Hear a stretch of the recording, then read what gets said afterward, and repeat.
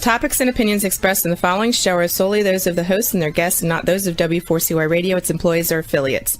We make no recommendations or endorsements for radio show programs, services, or products mentioned on air or on our web. No liability, explicit or implied, shall be extended to W4CY Radio or its employees or affiliates. Any questions or comments should be directed to those show hosts. Thank you for choosing W4CY Radio.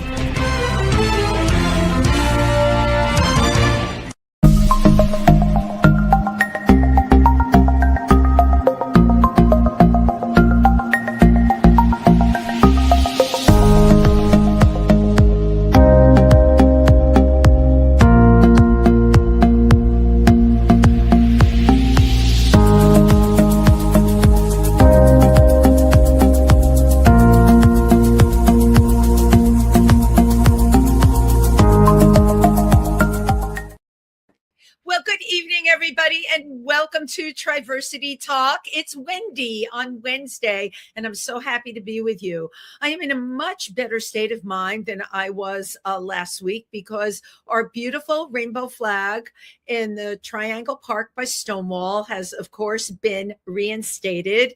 And I just want to thank all the politicians in New York who were there, all of my amazing friends who were there. And yeah, it takes a village, it takes a community, but you know what?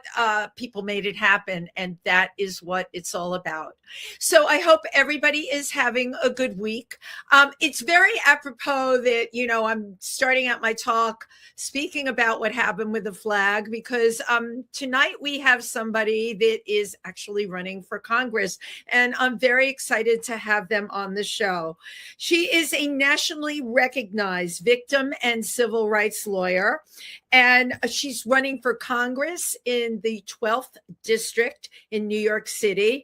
That would be the Hell's Kitchen area for those of you in New York. That's, of course, the area we're talking about. We all love, filled with theatrical people, and I can't think of a better community for her to be running for. She's also, of course, a part of our LGBTQ community. So let's give a warm round of applause for Laura Dunn.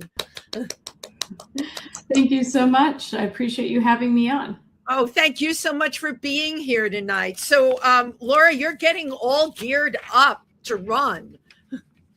Oh, absolutely. And I'm literally wearing Wild Fang right now, a lesbian-owned company.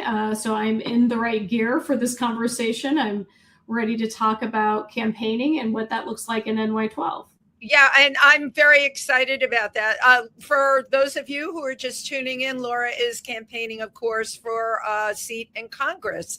And again, in New York District 12, which is a district I'm in a lot. It's one of my favorite districts in New York, and I know you will serve it well. So, Laura, this is a lot that's going on right now. There's a lot of people running for congressional seats. It's what, 11 or 12 seats? 11 or 12? There are 12 people running in my race for NY12, so pretty easy to remember. And just for context, you mentioned Hell's Kitchen. Hell's Kitchen is but one of several neighborhoods in NY12. So it's actually south of Harlem and north of Wall Street. It's a giant box that is Manhattan. Now, I didn't know that the box was that big, because everything that I was reading, they mentioned the theater district and all of that. But my God, you will serve us well. So is this normally this many people run? No, this is highly unusual. So Representative Jerry Nadler, who served 34 years now, has held this seat, and he is retiring. He is aware that it's time to transition leadership. And so a ton of people who have been waiting in the wings are stepping forward. I myself wasn't necessarily planning on running for politics, but as I'm sure every viewer here realizes, we're in a crisis mode. And as a civil rights attorney who is always running towards the fire to see how I can help, I've decided to step up.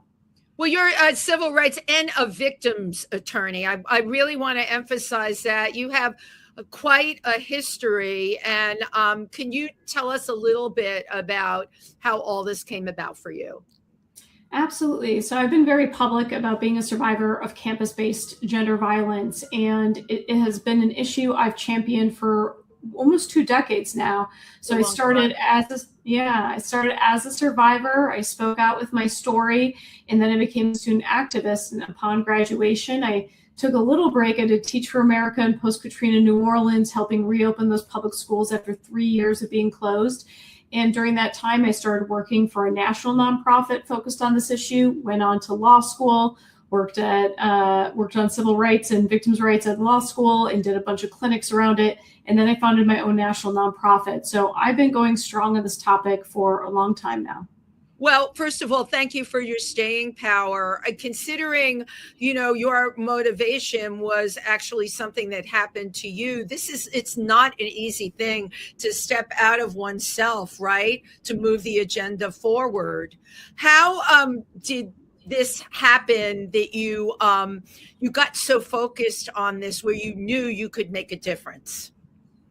Sure. So, when it happened to me, like so many survivors, I felt a lot of shame. I came from a very evangelical Christian upbringing and really was told it was my fault, that something about me as a sexual being, especially as a woman, would have attracted this type of violence. And that you brought it on yourself. We've all heard that. Yeah, I was going to say, I just want to publicly reject that for anyone out there who's heard such a horrific message. As a pastor's daughter, that was like a pastor father saying it to me. So we want to talk about spiritual trauma in addition to sexual trauma. I mean, that was a lot to overcome. Yeah, it was interesting when I was reading your history, and I've been paralleling it with the 2 Netflix shows on Ghislaine and, of course, Jeffrey Epstein, and then, of course, everything that's been in the news.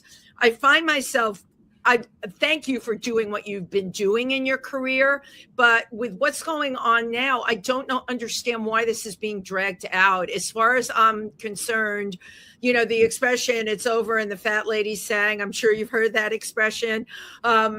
Why is this not moving quicker? The victims have spoken. Let's move. We have lists of men. Why is, in your mind, why is it being dragged through the mud? So I think it's pretty clear that the list of not just men, but complicit women is very shocking, right? Because it's world leaders. It is people who have been in positions of significant power, authority, and privilege for decades, and they've been supporting each other, helping each other.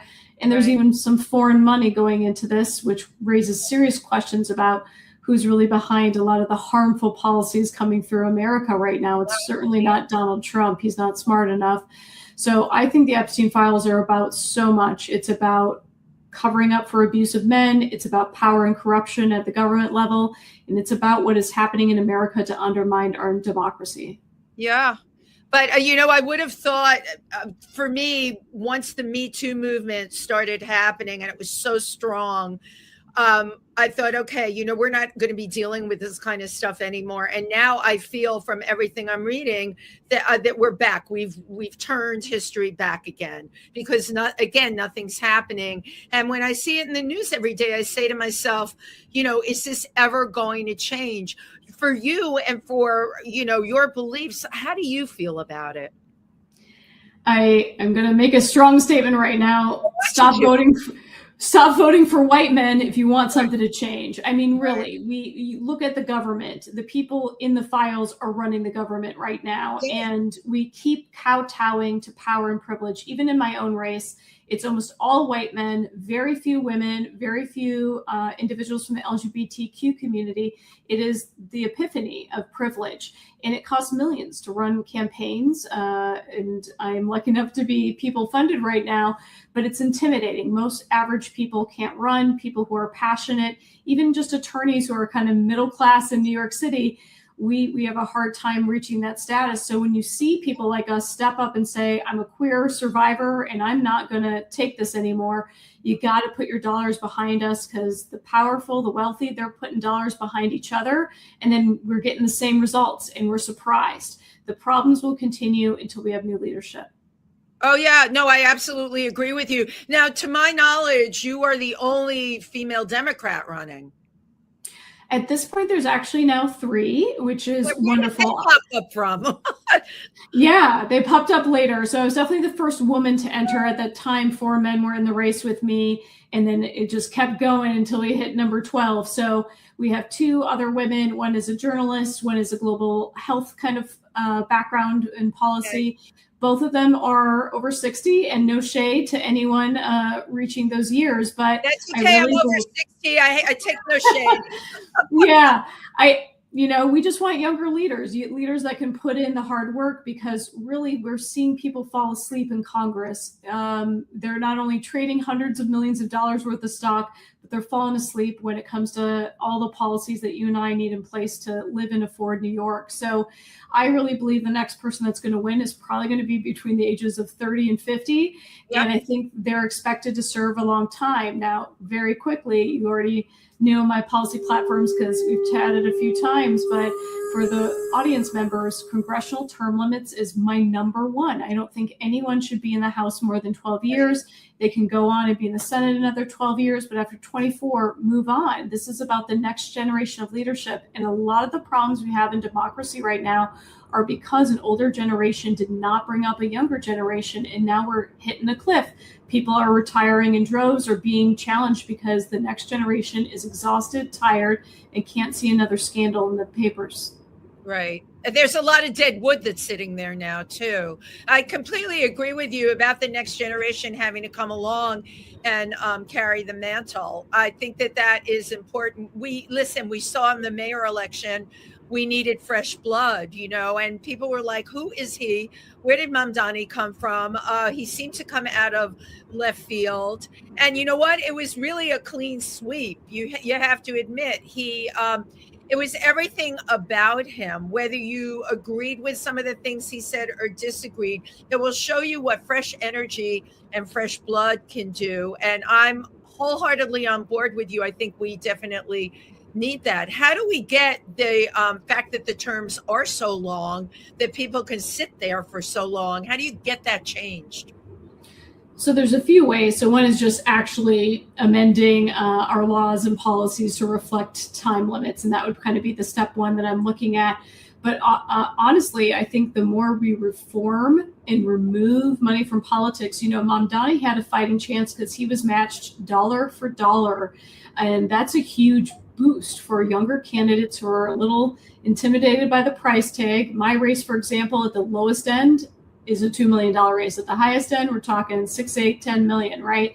Amazing. So that's a terrifying number for the average Joe, but the way we can reform that is by having matching funds at the federal level, by doing ranked choice so that it's more about consensus than anything else. And that kind of removes privilege from the process, which is the big problem. Privilege is a big part of it.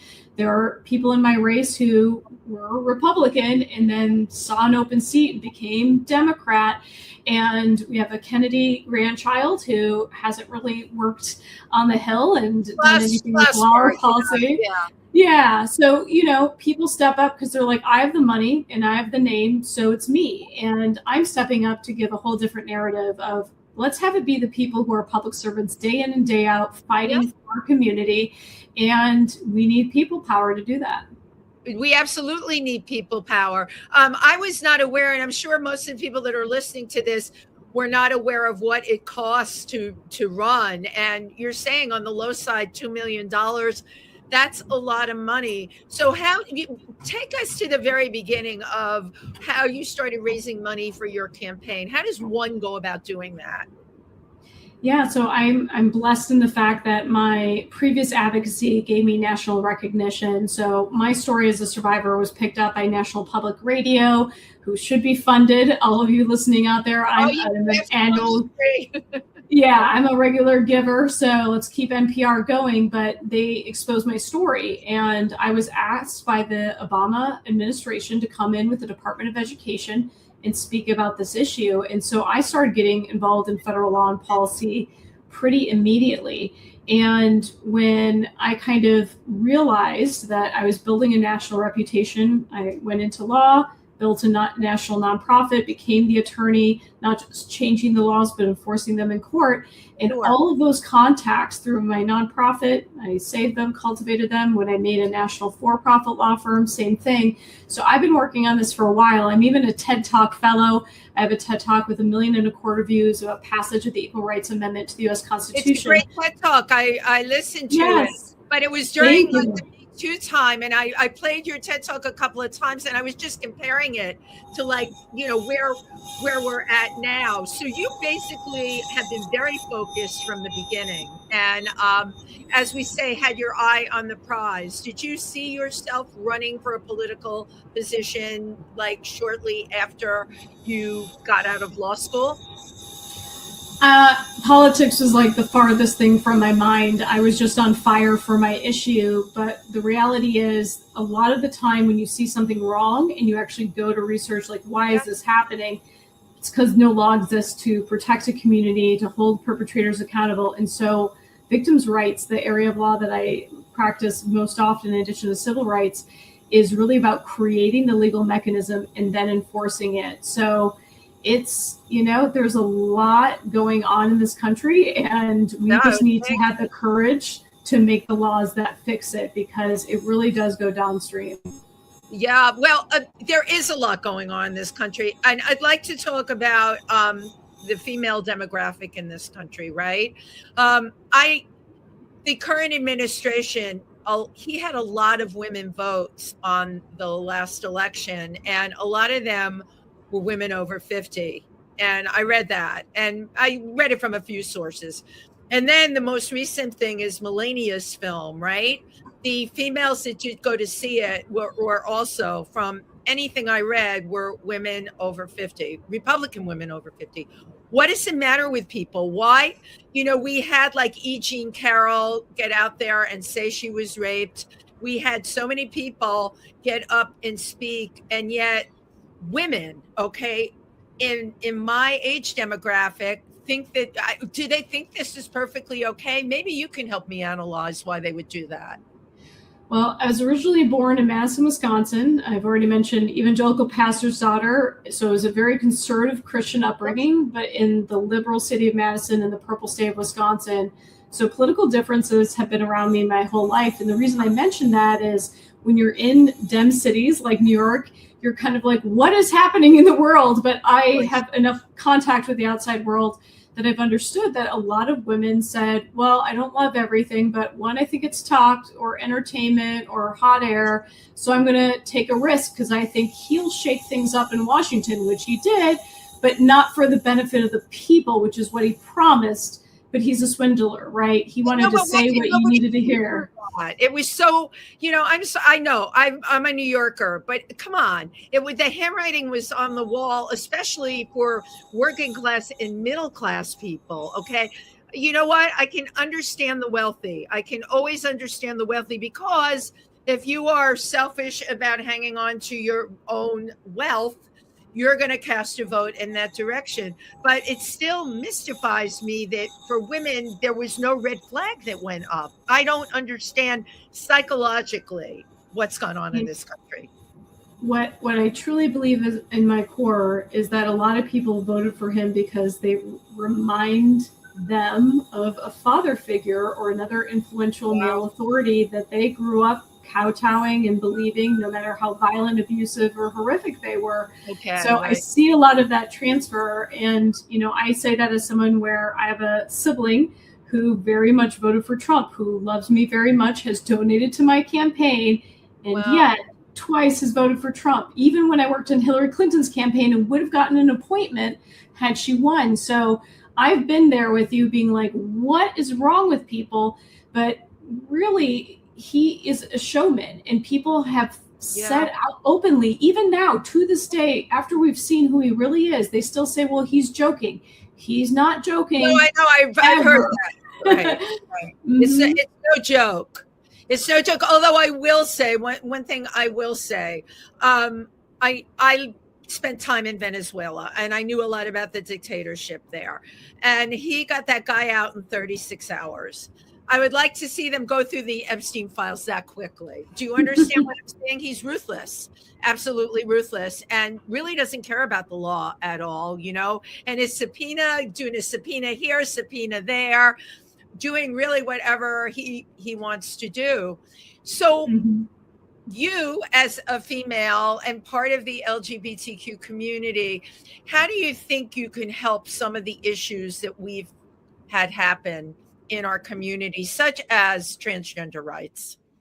Yeah, so good news. I'm a Title IX attorney. That's the area of civil rights law I've practiced the most, and that's the law that comes up all the time when we're talking about transgender access, sports, anything around education. So I believe in equal opportunity. This level of discrimination is mind-blowing. We know it's really a distraction from the real issues of economic inequality and distrust in the government, but the trans community should not be bearing this. And as a queer woman, I stand with everyone in that community. And I want to make sure HIV/AIDS treatment, care, support is more common. New York City has very high rates, but only in certain neighborhoods. It's very much tied to resources and education. So we need to restore federal funding to make sure we have care, we have research, we're always advancing and making it safer for people to express themselves. I'm a big believer that we need to make sure that in everything we do, we are supporting each other's freedom of expression. And that's what I love the most about New York City. Everyone can live the exact lifestyle they want. I came out as queer in this community. It has very much embraced me, even though my family has not. So it's given me so much. I want to give so much back to the community here. Of course. Of course. Yeah. I always say in New York, I feel like we're in a bubble, but we're also, it's not just a bubble. We are very powerful here. You're talking about addressing HIV and AIDS, which is something I was involved in from the very beginning. And we do have programs here. People are able to get what they need here. The reason I love that you're running for this seat is you can really move and shake in New York, Laura. You can make stuff happen. But at the end of the day, is it enough, right? If the rest of the country is just going so crazy, if someone in a rural area in the Midwest can't get their hormones, all right, if they can't get their HIV drugs, like what would be the bigger picture in your mind?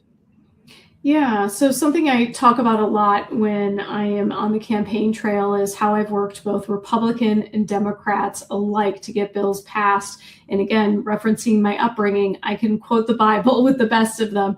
So when we see how broken the system is, and like you said, all the consequences of that, the lack of affirming care, the lack of rights, violence openly, there are so many things that can be fixed with starting with values, shared values. And we know from the Equal Marriage Campaign that people knocking on doors and saying, I'm someone from the LGBTQ community. I want to be able to love and marry exactly who I want. Like, this is why it matters to me. That changed the issue. It was person to person, values and stories. And that is the skill that I have. I've done that on the Hill, sharing my story as a survivor, bringing in other survivors with me. Those stories moved laws that Republicans did not want to pass initially. Wow. So, you know what? I read through everything that you've done. I'm like, but what's the hook, right? You just gave me what the hook is. If you can, and that is a gift to have, Laura. If you can speak to Democrats and Republicans, that's your power. The fact that you're a pastor's daughter and you come from that background, but you are queer, you're part of the LGBTQ community. To me, that is a win-win, because I looked at everybody else who's running. I think we have two other LGBTQ candidates on there. Correct me if I'm wrong. Both, right. Both men, and they can't hold a candle to you. And actually, there's three. One is not public, so I don't want to out that person, but one woman and one man on the campaign trail are out and proud along with me as part of the queer community. Right. So you're right. It makes a difference to have representation, because who we want in NY12 is someone who can lead on day one. So I already have the federal law policy experience. I've literally worked on the Senate Judiciary and worked on, pathways to citizenship, ending sex trafficking, addressing military sexual assault. I mean, there's so many issues I've already had my hands on at the DC level. So sending someone in from our community who can speak both languages to both sides of the aisle, I think over time, America will become independent. If I could run as one right now, I would, but I am beyond true blue, right? I've worked on the Hillary campaign, the Joe Biden campaign. Worked on the Biden campaign. I've done it. No, you actually are true blue. So could you take us through, because people always ask this, we talk about bills being passed, and I was turned on. I've had a number of journalists on this show. I'm in the entertainment industry.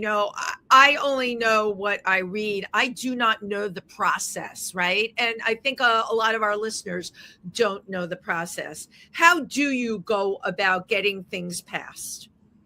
Oh, it's a great question. Well, first it starts with a wonderful idea, right? Like what needs to be done. And the best way that for example, because I know you have a lot of thoughts on that. Yeah, absolutely. Well, let's see. For this community, I'm going to go ahead and pick passing the constitutional amendment for privacy. So that's a big one. Most Congress members are not passing constitutional amendments, but the process always starts with drafting the actual language. So we need a right of privacy in this country that protects not just our data, because our privacy is being lost, but privacy rights were what gave us marriage equality, legally speaking, and what gave us reproductive access. So we need a right, because the current Supreme Court has struck down that precedent. They have said it's no longer implied in the Constitution, so we need to expressly put it in there. So we draft that, and for that specific bill, rather than passing it through Congress, that's passed by the states. So Congress can go ahead and draft it, propose it, put it forward, and be advocating in their individual states for the state itself to pass, and we need 3/4 to ratify it. But having a constitutional right to privacy protects so many rights, both in our community and in privacy generally, which is being lost left and right. And we're seeing the consequences with ICE raids. When we don't have privacy, people are literally being tracked. No, exactly. But all right, you brought up the ICE situation, and I have to hand it to the people I know that are in I'll call them the grassroots resistance groups, without naming them. They've done a really good job of controlling ICE in New York City. I thought when they took the flag away and then we put the flag back, I really did expect he did that to provoke, right? And the next thing we would have ICE and the National Guard. I thought he was going to use this to turn it into another Minnesota. That hasn't happened yet. But it feels like every day there's a different thing you wake up to. And I can tell you, most of the people I know in the LGBTQ community, a lot of them just feel they're exhausted. They are beat down, and just people in general, they're losing their mojo and they're losing their fight all around this. How do you think people can find that again? Right now we're in February, okay, and midterm elections are going to be coming up. How do you get people jazzed and psyched up? Like, what would you do? You're campaigning. Absolutely. Well, first, I just want to identify that not only am I a queer woman, but I have Latina heritage in my background. And so these issues feel like I am under attack. And that's the energy I'm bringing into this campaign. It's not you and your community. It's our community. It's all of us. And it touches me personally. So everyone needs hope. And I think we're so demoralized right now around Epstein files, the rate of change, the mass firings, not just at the federal level, but in private industry. Like, we're just getting nailed day after day after day. So what I have always found, because I have done many hard things in my life, is that when you have a true vision of what the world will be when you are done with your mission, you just look at that and you keep that in your sights. So I literally visualize every single day the world I believe will exist the minute leaders like me take charge, the time that our community not just puts up that flag, but defends it. Because to your point, it was not lost on me that this was Stonewall, right? The place of revolution. So when we were raising that flag, I had the same concern of tension in the crowd, but it's like, I know who's going to win that fight. and it's not any of the law enforcement agencies. It's going to be the people. So I have a vision of a world where leaders serve the people, where people's voices are heard, and the powerful and privileged no longer have the leg up.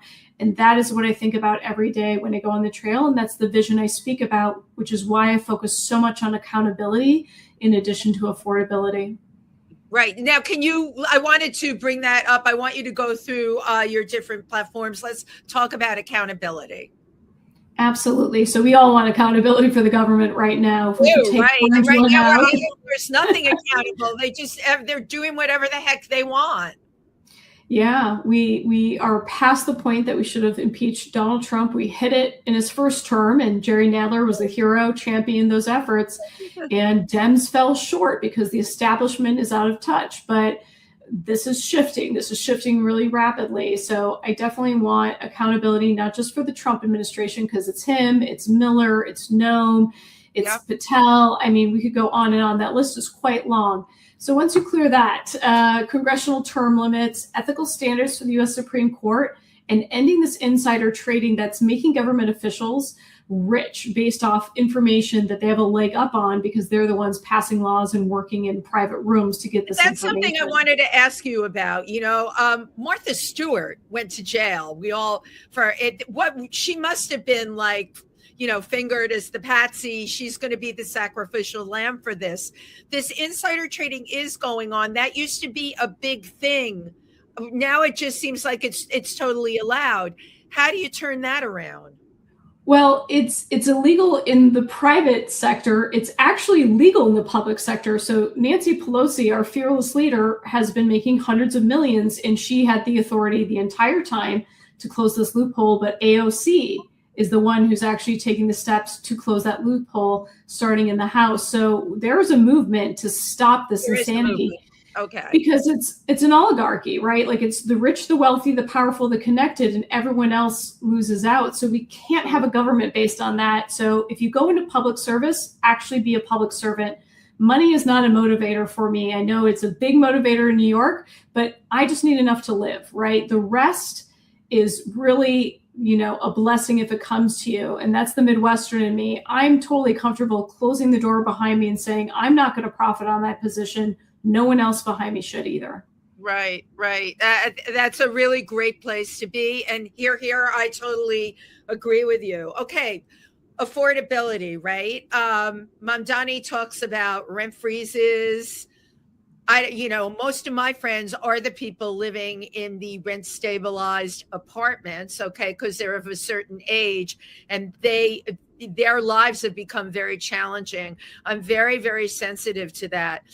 Seniors, their lives are really, really difficult in New York. And a lot of my younger friends completely do not even recognize it because we very much have a world where if it's not happening to me, then it's not happening at all. What do you think, or how do you think you can affect those aspects? Absolutely. So affordability, part of what you were mentioning is seniors really suffering. Social Security and Medicaid, Medicare, they're not indexed to inflation.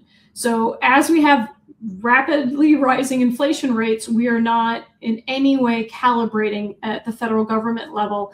We've also never raised the federal poverty level. And I was going into a meeting with AARP, and it's very hard to shock me at this point. I study law. I know the failures in policy. I was utterly shocked that people getting Social Security over $25,000 annually had to pay taxes on top of it.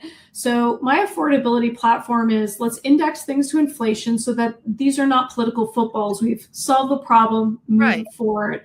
And you mentioned affordable housing. I'll circle back to that, but I really want to stop taxing the working class and the retired who are barely making ends meet. Right. We know that the wealthy are playing games and skipping out, and it's because our tax code allows it. So when I hear my opponents say, oh, we'll make a tax credit and we'll do this, it's like, stop it with the tax code. Right. It's Swiss cheese and it only serves the powerful and the wealthy. It's not you or me. I'm exhausted doing my taxes right now, trying to understand how I can save every single penny because I look for money back like most Americans. Right. No, I'm I'm in the exact same position. Again, here, I'm on your platform, I think is really, really great. I think these things are very challenging. While we're talking, I'm wondering, like, if you do get this seat, would you be able to work with Mamdani? Yeah, I mean the federal and city levels. Yeah. Yeah, they're obviously separate levels of government, but there's always an interrelationship. So there are certain things making housing unaffordable in New York City that I won't be able to address at the federal level, but seem very obvious at the city level. For example, the rent stabilized apartments, if landlords want to rehabilitate them, give them a remodel, they can't in any way change that rent rate. And on its face, that may sound great, but give it a couple decades, we want new buildings that have energy efficiency and are safe and don't have asbestos and lead and all this stuff. So it needs to kind of be able to evolve. And so a lot of people, because of that tax code with all its little loopholes, they're leaving these apartments empty because it is their warehouse. I'm on the east side. You should see what it looks like here. We've got like giant empty spaces where all the low-rise, the 5-story buildings, I used to walk past. I got out of a taxi one night, a little drunk. I didn't even recognize my neighborhood. I thought he had left me off on the wrong corner. And I was like, oh my God, this is where I live. But now we're getting into, in the city, right? Developers and being paid off. And I know a lot about landmarks in New York. I've lived in enough landmark places. I've had landmark people on my other show. There's something fishy going on with landmarks in New York, because I'm telling you, they are starting to threaten and many times find a loophole, your word loophole, to get rid of a landmark building. It's not sacred anymore. What do we do about that? Oh, well, I know at the federal level, one way I want to combine what the city is doing with the federal level is doing is around Section 9 housing. You mentioned your friends are in similar facilities. We need to have every dollar that the city invests, the federal government inherently has to match it so that local politics and activism can drive federal funding. Because we all know that Washington's kind of like this far off place that no one really lives in, right, and they get out of touch. Whereas we can all find the mayor if we want to and tell them what we think. So having the federal government reflect what's happening at the local level is kind of a model I'm going towards around housing. And I definitely want more rent to own options, because everyone's always talking about tenants and landlords. We need people civically invested and financially sound in the city, rather than always worrying about the rent getting hiked and hiked and hiked. It won't be hiked if it's your property. You're going to be stuck with whatever the mortgage is, or seller financing, figuring out ways we can incentivize people who own properties to sell directly to a buyer without using the bank, cutting down on interest and fees, and making home ownership more affordable. So I want to think a little outside the box of how we can get more New Yorkers owning in New York. So to my knowledge, and you probably have this knowledge too, there were city programs that in neighborhoods that they wanted to reinvest in, bring back, right? I'll talk about the South Bronx. I'm originally from the Bronx, but the South Bronx, they made it possible for people to buy their wherever they were living, whether it was a 2-family house or an apartment. And by making it possible, of course, the ability to buy, it was very, very low. And I came to New York in the late 70s, and that was going on full steam ahead, Laura. You could do that, and it enabled a lot of working families to your point, where they didn't have a landlord breathing down their neck, right? They had the ability to buy because there were all these programs, and I forget what they were, but now it just doesn't seem, there are some programs out there, but it doesn't seem to me like they're out there in the amount that they should be. Most of, and you can walk around New York and see the buildings going up. These are, they're starting at $3 million. They come with a garage, so you can, put so even we have congestion pricing, so that middle class and working class people, it's pricey now for them to drive their car into the city. But anybody who's rich will be able to have their car in the city and drive it around. I don't know. I'm just like laying it all out because you're in politics, and this is all the I think about all the time. What do we do? Yeah, well, let's just recognize that politicians are the place we go with all these problems, right? Like I've volunteered to hear all of this and actually sit down and create solutions. So Yeah. starting with your first point of like community revitalization, that needs to be community led, right? Too often we're gentrifying, we're actually pushing out the locals, we're trying to make it less affordable, change the dynamics of a neighborhood, which is often code word for class and race discrimination. So, and that's rampant on the Upper West Side. We all know the co-ops deny people's applications for a variety of unlawful reasons, and that's a huge issue here.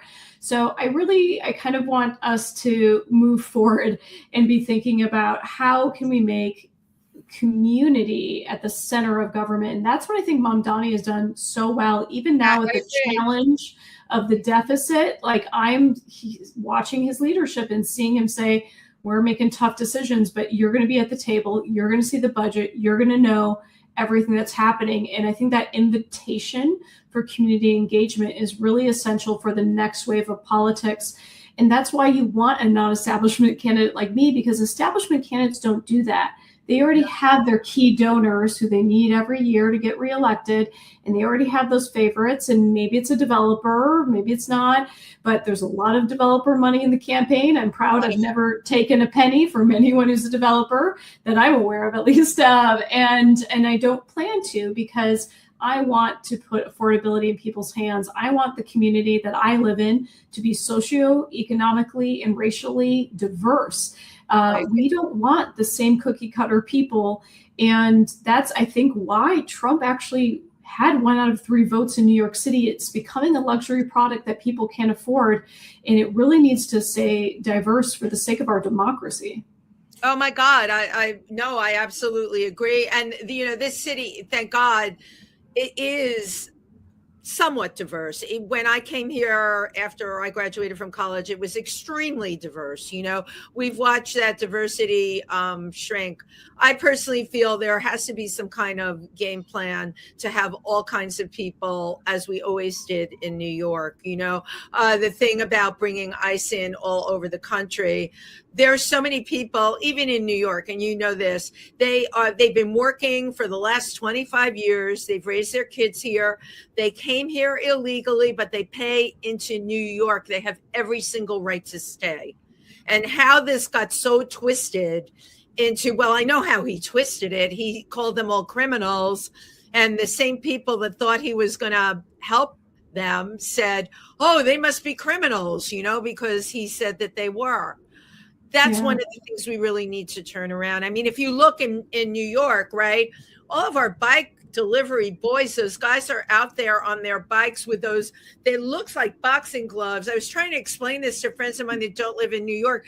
Their hands are cold, so they've learned how to drive these bikes without having freezing hands on freezing cold days. I don't know if you looked after the blizzard, but Mamdani, and I'm going to give a shout out. He had not only the streets clean, and I really don't want to hear from people about the mounds of frozen snow on the sidewalk. I'm sorry, you could only do so much. It froze. Those streets were clean, and more than that, Laura, the bike lanes were clean. The bike lanes were clean for these delivery guys.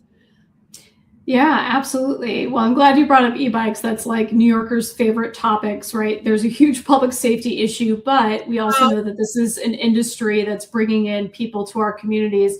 And I think every single New Yorker is united on respecting hustle. People who want to make it here in America. I want that America to exist into the future. So I think it's not that hard to pass pathways to citizenship, whether it is contributing by taxes, going through a legal process, whatever it is, serving in the military. I want pathways because, yes, we are a community. It doesn't matter what lawful or unlawful status you have in this country. What matters is you're contributing to the community and society.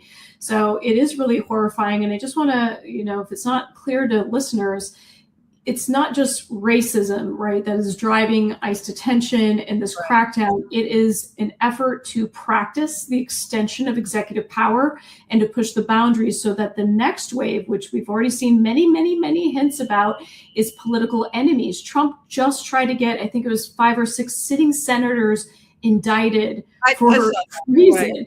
Right. And so he's practicing it. There's a design here. It's not just racist. It is how far can the executive go, because then they'll silence the dissidents. So love the First Amendment, practice it every day, every single one of you.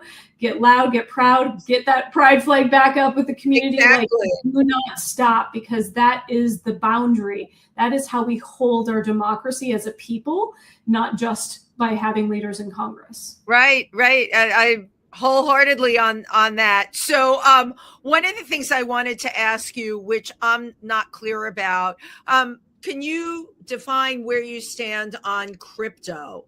I don't totally understand crypto, never have. I stay away from it. If I don't understand it, I'm not going to deal with it. Tell me your feelings about crypto. And if you can speak in baby talk terms, that really would help me and a lot of people I know. That's all I can speak in. I am not like a crypto finance bro by any stretch of the imagination. So crypto happens to be this unique angle that my campaign has taken up. So like you, when I first heard of crypto like 15 years ago, all the men in my family were making money off it. All the women in the family were like, isn't this a Ponzi scheme? Like, what's going on? So that's the reputation it started with, but it's been around for 15 years. And the New York Stock Exchange now is a 24/7 trading desk. Bitcoin is valued tens of thousands of dollars. It is part of our society. And there are concerns, right, about how it is and is not regulated. And that's the problem that I am taking up. So I want consumer protection, because people think of crypto as like, oh, this is like a rich person thing. The actual concept of crypto is to democratize money. So don't rely on banks. Rely on each other in the community. So they make tokens and they create kind of standards for those tokens. And the value is from people's buy-in. It's the choice of the community to value it. And that's where people get uncomfortable with, is this a good investment or not? You know, you do you. You don't have to be into crypto, but what you do want is Eric Adams and Donald Trump not to profit off of meme coins, because the market manipulations they're able to do within crypto are 100% illegal in the stock market. Right. But Congress has left the door open for 15 years for bad actors to manipulate these markets. So people who are looking to innovate, who do want decentralized monetary systems, are being scammed. So my stance is I'm going to stop the scams. I'm going to have consumer protections and make sure we know the good actors from the bad actors in crypto, because it's here to stay whether you're into it or not. Oh my God. Well, I'm hoping you put your guidelines out there, because I guess because for me, it's not a tangible thing. I'm like, I see things tangible, you know. AI, where do you stand on AI now? Yes, well, I have a whole pillar. We've talked about accountability, affordability, advancement is the last pillar, and that is hitting on technology. And I have so much to say. AI is like the topic du jour, but I want to back up and start just talking about big tech. So right now, big tech is immune from liability for anything that goes out on their platforms. A lot of people say, oh, that's good, it's free speech. One, it's not free speech because it's a private company and they can kick off and have on whoever they want. I mean, look at Twitter. We know which way that's leaning politically and how censorship is going there. So it's not free speech. It's about just what we expect newspapers to do. If you're going to be a source of information, which most people get their information from online these days, whether that's a credible source or not, we have to make sure that they have standards for what is and is not published and can't promote false information. So I want to make big tech liable by repealing Section 230, or at least amending it so that we have a lot more leeway to hold them accountable. And AI kind of builds into that, because big tech has an arrogance. They think they're untouchable. And with AI, as we have new innovators and developments, we don't want to stifle innovation. We want to be the leaders in the world, because some other country is going to do it if we're not, and we're the leaders in that right now. So what we need to do is make sure there's sufficient insurance liability coverage for those technology companies before they put a product into the world. I want to do something kind of similar to, if anyone was in college and did some of the psychology studies, there's an IRB process. You have to put forward ethical standards and guardrails and protections with the AI as a proposal to the government to get approval to run it. And even then, I want to do what's called regulatory sandboxes. I want sample populations compensated for their time to be able to use the technology, because it does hallucinate. It does terrifying things. It manipulates children into suicide. We need to have safe ways that we can test and find the security, right? That's what we do with all technologies. What is safe to put in the population? We can do the same thing in this country. Well, I think, across the boards, Laura, you are asking for accountability. You're asking for guidelines. You're saying, hey, this stuff does exist, but it just can't float freely out there where people can manipulate it for their own personal gain. Am I correct? That's 100% on the money. That's the civil rights, victims' rights attorney championing in the background. I'm for the people and holding institutions accountable, because we can have innovation and safety. It's not one or the other. Right. Exactly. So I don't know where the time went, but it absolutely flew, as I knew it would do with you. Sum it all up in like a couple of sentences before we say goodnight. Tell everybody what you want them to remember from our discussion. Oh, no pressure. Well, I want to speak to our community, because when I think about people living loud and proud and standing for what they believe in, I think of the LGBTQ and the queer community. I am so honored to be a member of it and to have been embraced in New York City as such a member. And I want us to remember that we are the innovators and the leaders. So when we see all these attacks, when we are used as the scapegoats, when the hate is coming from the right, just realize that the more we shine and the more that we actually embody joy and protest and resilience, the more we show the world really how it's done. And I do believe in a new day. So I hope that I give people who are hearing me hope that there will be not just accountability, but a day when we can all feel like it's normal again and forget that this nightmare ever happened.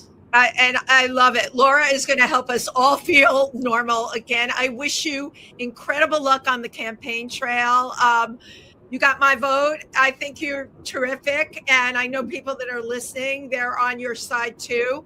Thank you so much, Laura. I always like to end with photographs. So if you look into my little camera, thank you so much really for tonight. Just chock full of information. This will exist, of course, on my YouTube channel. I'll have the link. I'll send it to you. You have so much incredible stuff to say. And yes, you, Laura Dunn, can give people hope. Thank you so much. And thank you for everyone who tuned in tonight. Good night. Thank you.